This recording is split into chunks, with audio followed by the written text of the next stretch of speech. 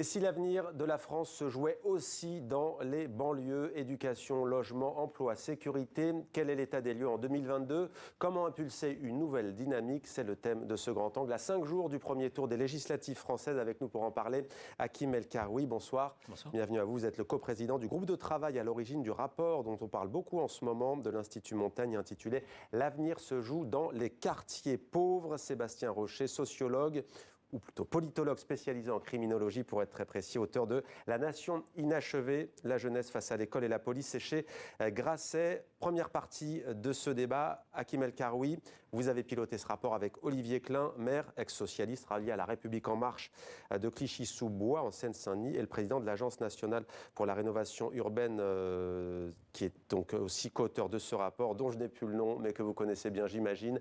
Le constat, quel est-il ? Il est assez simple. En gros, la stratégie vis-à-vis des quartiers pauvres et pas populaires. Pourquoi pauvres? Parce qu'ils n'existent dans la nomenclature administrative qu'à raison de leur taux de pauvreté, que je rappelle, 3 fois supérieur au taux de pauvreté moyen en France. La stratégie, c'est donnons moins à ceux qui ont moins. Et le discours, c'est on donne plus à ceux qui ont moins. Donnons moins de moyens, moins de fonctionnaires, moins d'enseignants, un peu plus d'enseignants en fait, mais qui coûtent moins cher parce qu'ils sont beaucoup plus jeunes, beaucoup moins de forces de l'ordre, beaucoup moins de médecins, beaucoup moins de magistrats et beaucoup moins d'équipements. Et puis, en même temps, beaucoup d'argent qui sort de ces quartiers pour financer la protection sociale parce que ce sont des quartiers qui sont très jeunes et l'essentiel de la protection sociale aujourd'hui en France va aux plus de 60 ans. Alors, quelques chiffres, 37% de professionnels de santé libéraux de moins qu'en moyenne en France, 3 fois moins d'équipements sportifs qu'ailleurs en France, 40% ne disposent pas de crèche et 2 tiers n'ont pas de bureau de Pôle emploi à proximité, c'est-à-dire à moins de 500 mètres, nous dites-vous.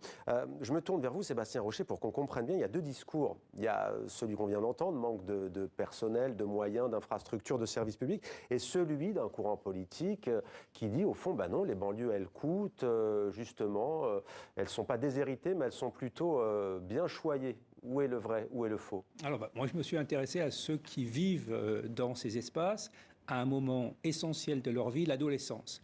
C'est une période formative. C'est pendant l'adolescence, en fait, qu'on se fabrique une idée de la nation, une idée de la culture politique, de ce que fait l'État. Et je rejoins ce qu'a dit Hakim El Karoui, qui est que voilà, les personnes qui résident dans les zones pauvres et à l'intérieur de ces zones pauvres, par exemple dans les établissements ghettos où la minorité est massivement surreprésentée, eh bien tous ces adolescents ont un sentiment d'être abandonnés. Vous parlez de collège ghetto d'ailleurs. Voilà, on tout à l'heure la question d'éducation. Tout à fait, on est capable simplement, en calculant des moyennes à partir des origines nationales des enfants, collégiens et lycéens, de voir la densité de la population minoritaire, ça part. Et lorsque la minorité devient majoritaire, on est dans ces collèges ghettos. Et ce que j'analyse, moi, c'est l'expérience émotionnelle des enfants. C'est le cumul des expériences négatives. C'est-à-dire qu'on leur fait chanter la Marseillaise à l'école, mais ils voient bien que leur établissement n'est pas du tout aux normes. Donc vous n'éludez pas la question migratoire. Vous dites que ça a des conséquences. C'est ce que vous êtes en train de nous dire? Je dis que oui, la population qui est en France, d'origine française ou d'origine étrangère, lorsqu'on concentre les personnes les plus défavorisées de manière socio-économique, mais aussi en matière ethnique, parce que ça marche ensemble, on a des effets sur les attitudes des adolescents. Oui, ils ne se reconnaissent pas dans un système qui les met à la marge, en fait. Si ils sont moins bien encadrés, moins bons à l'école, être mauvais à l'école, ça fait perdre confiance en soi. Et avant même d'avoir l'âge du droit de vote, eh bien, on ne croit déjà plus dans la démocratie. Hakim El Karoui, poursuivons ce constat, si vous le voulez bien. La pandémie est passée par là. On a beaucoup entendu parler du logement aussi. Quelles sont les conséquences et l'impact de ce problème sur les quartiers populaires? Alors, le logement, il est le sujet assez bien connu. Les quartiers populaires, ça veut dire logement social. Il y a eu un grand effort depuis 20 ans de rénovation du parc social, notamment via l'ANRU, dont on parlait, suite à la création de l'ANRU par Jean-Louis Borloo. 2003, tout de même. 2003. Presque 20 ans. Le résultat, c'est qu'on croit qu'on met beaucoup d'argent. Parce qu'en fait, quand on pense argent public dans les quartiers, on pense rénovation urbaine. Ce qu'on oublie de dire, c'est que tous les bailleurs sociaux de France, où que soient les logements dont ils sont les propriétaires, rénovent ces logements. Mais il n'y a que dans les quartiers politiques de la ville qu'on compte Donc en fait, il y a un effet de loupe qui est extrêmement important. La deuxième chose, c'est qu'il y a de l'argent, oui c'est vrai, il y a un peu d'argent de l'État qu'il n'y a pas ailleurs. Mais ça, c'est 200-300 millions d'euros par an. Donc c'est presque rien. Sur un total annuel de 3 milliards d'euros, qui est financé, comme pour les autres bailleurs sociaux, par de la dette et par Action Logement. Donc le logement, c'est un sujet clé, mais nous, ce qu'on dit, c'est bien de réinvestir le logement. Il faut aussi investir sur les habitants.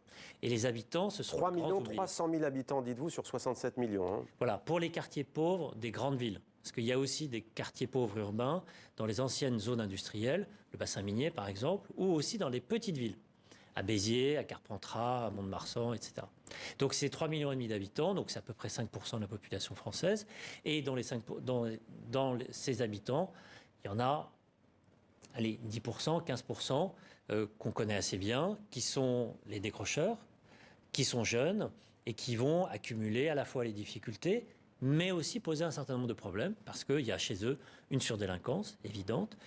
L'islamisme prend son terreau dans ces zones-là, et c'est aussi chez eux qu'on trouve les djihadistes. Donc c'est un sujet qui n'est pas un sujet périphérique, c'est au cœur du débat politique. Alors on va prendre la direction de Trappes, puisque l'une de nos équipes s'était rendue dans cette ville de la région parisienne. C'était quelques jours avant le premier tour de la présidentielle. Voici une séquence de ce reportage signé Anaïs Furtad et Clément Aline. La nuit est tombée sur Trappes. Fin de journée de télétravail pour Louis, 21 ans. Le jeune homme est alternant dans une agence de communication parisienne. Un contrat décroché grâce à un programme d'aide à l'emploi impulsé par l'État. Pour trouver cette alternance, j'ai un peu galéré. Je ne sais pas si je peux remettre ça sur le dos du Covid ou quoi. En tout cas, j'ai postulé un peu partout et pendant 1 an, j'ai rien trouvé. Sur un CV, quand on vient de Trappes, c'est différent de si on vient de Paris, si on est dans le 15e, dans le 16e. Là, une chose est sûre, pour moi, à Paris, il y a besoin de moins d'efforts pour réussir. À une trentaine de kilomètres à l'ouest de Paris, la ville de Trappes, 8e commune des Yvelines, 32 000 habitants. Selon les derniers chiffres de l'INSEE, la moyenne du chômage des jeunes est ici plus de 3 fois supérieure à la moyenne nationale.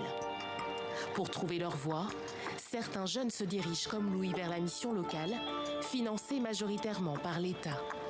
Cet organisme les accompagne dans leur recherche d'emploi. On est là aussi pour leur proposer, leur ouvrir le champ des possibles. C'est-à-dire que si ils peuvent rencontrer des difficultés sur leur insertion professionnelle, c'est de voir s'il y a d'autres possibilités ou d'autres façons, d'autres chemins à emprunter pour quand même arriver à leur objectif. C'est le cas d'Ayoub, 18 ans, d'Abdel, 23 ans, et d'Ismaël, 19 ans. Ils se sont rencontrés il y a seulement quelques mois. En janvier, le trio a lancé sa petite entreprise de lavage et nettoyage de voitures. Capital, 500 € d'investissement. L'affaire n'est pas encore rentable, mais le travail, soigné.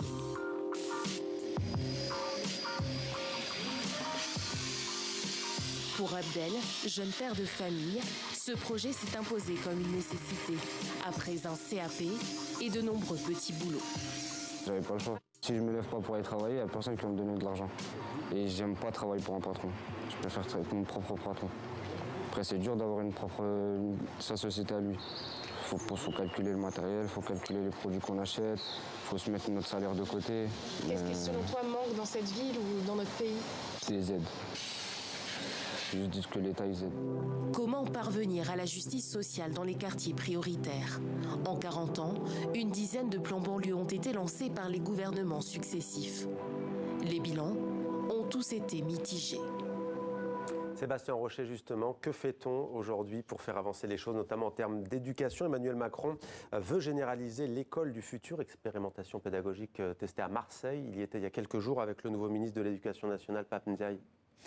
Alors, c'est vrai que les gouvernements, et pas simplement celui de M. Macron, mettent beaucoup d'espoir dans l'école, qui serait le creuset à la fois de la démocratie, mais aussi de la nation. Il n'y a pas de preuve empirique que cette chose auquel les hommes politiques font référence fonctionne. Mais ce qui est sûr, c'est que ceux qui décrochent, en revanche, ça ne peut pas fonctionner après. Absolument, mais l'idée, si vous voulez, qu'on va avoir une sorte de moule qui va préformer des bons citoyens, à la fois des nationaux qui s'identifient avec la collectivité politique et qui croient dans les valeurs de la démocratie, en fait, c'est une tâche qui est bien au-dessus de l'école. Alors, on l'a un petit peu aussi confié à la police, puisqu'on a créé une journée national de la police, qui serait une sorte de nouveau culte bis, et on s'appuierait sur en fait la police et l'école pour former la nouvelle nation. Donc quel est le levier selon vous, si ce n'est pas forcément seulement l'école, où est-ce que les autorités peuvent alors, sur l'école, déjà, la façon négative de faire, c'est de tout miser, disons, sur l'excellence individuelle. Et là, pour l'instant, les résultats sont très mitigés. Les résultats pour l'allègement des effectifs par classe au primaire sont très mitigés, d'après les collègues qui sont spécialistes. L'effet majeur, qui est très connu, très banal, c'est l'effet ghetto.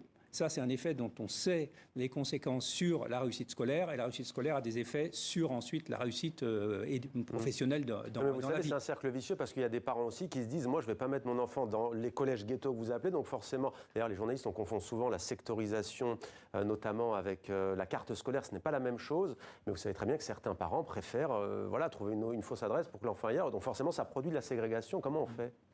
Une solution un peu radicale, c'est de fermer les collèges. Fermer les collèges ghetto. Fermer les collèges. Oui, parce que, en fait, ça crée un appel d'air. Et une fois que vous avez fermé le collège, vous êtes obligé de répartir les enfants qui devaient y aller dans d'autres collèges. Évidemment, il faut construire des capacités ailleurs, mais le sujet de la répartition, il est absolument fondamental. Et la répartition, c'est la répartition pauvreté, distance culturelle. Et il faut prendre en compte, et on ne le fait pas parce que la statistique publique a envie d'être aveugle à l'origine, il faut prendre en compte les origines. C'est pas du tout pareil d'avoir des enfants pauvres et des enfants qui sont à 80% immigrés, d'origine immigrée dans une classe, avec des enfants qui sont, j'allais dire, uniquement pauvres. Donc pour ça, il faut dire un peu la vérité et arrêter de se cacher derrière son Vous voulez un enseignement qui serait ethnique en fait? Pas du tout ethnique. Il y a une proposition qui fait débat chez l'Institut Montaigne avec des profs qui ne seraient pas forcément des profs de l'éducation nationale. C'est une des mesures que je n'ai pas très bien comprises. Non, pas du tout ethnique, mais considérer qu'il y a plus de difficultés quand il y a une distance culturelle qui est plus grande. Ouais. Et surtout quand en plus on rassemble, on concentre dans ces classes des enfants qui, pour certains, ne parlent pas chez eux, parlent pas français à la maison. Outre l'éducation nationale, 31 propositions, je le disais. Alors, il y a l'ANRU des habitants. Vous proposez donc la méthode déployée par Jean-Louis Borloo en 2003 pour la rénovation urbaine. Mais cette fois, l'ANRU des habitants, on imagine que ça va vous plaire, puisque vous dites que vous basez d'un point de vue des habitants. Mais c'est quoi, au juste? L'ANRU des habitants, c'est une méthode, ce n'est pas une institution tirée du succès de l'ANRU. Le succès de l'ANRU, c'est quoi? C'est d'abord de la prévisibilité. On investit pour longtemps et les collectivités locales savent ce qui va se passer. La deuxième chose, c'est une stratégie. Aujourd'hui, on fait du saupoudrage. On a besoin d'une vision globale stratégique. Et puis, c'est des plans d'action locaux. C'est localement que ça se joue dans la discussion entre le local et le national. Et puis, la troisième chose, c'est de l'argent. Il y a dans l'ANRU, il y a de l'argent et aujourd'hui on croit qu'on met beaucoup d'argent, en fait on en met très peu dans ces quartiers. Nous on a calculé qu'il manquait 1 milliard d'euros pour qu'ils soient traités de la même manière en termes de services publics que les autres et que par ailleurs compte tenu des difficultés, pauvreté, distance culturelle, il faut 1 milliard d'euros en plus, ça fait plus de milliards d'euros. Très sincèrement 2 milliards d'euros c'est pas beaucoup, eu égard aux enjeux de délinquance, de séparatisme, voire de terrorisme qu'il y a dans ces quartiers. Merci beaucoup d'avoir participé à ce débat. Sébastien Rocher, je rappelle le titre de votre livre, La Nation inachevée, la jeunesse face à l'école et la police chez Grasset. Merci à Kim El Karoui, du coup, de l'Institut Montaigne. Merci à tous les deux.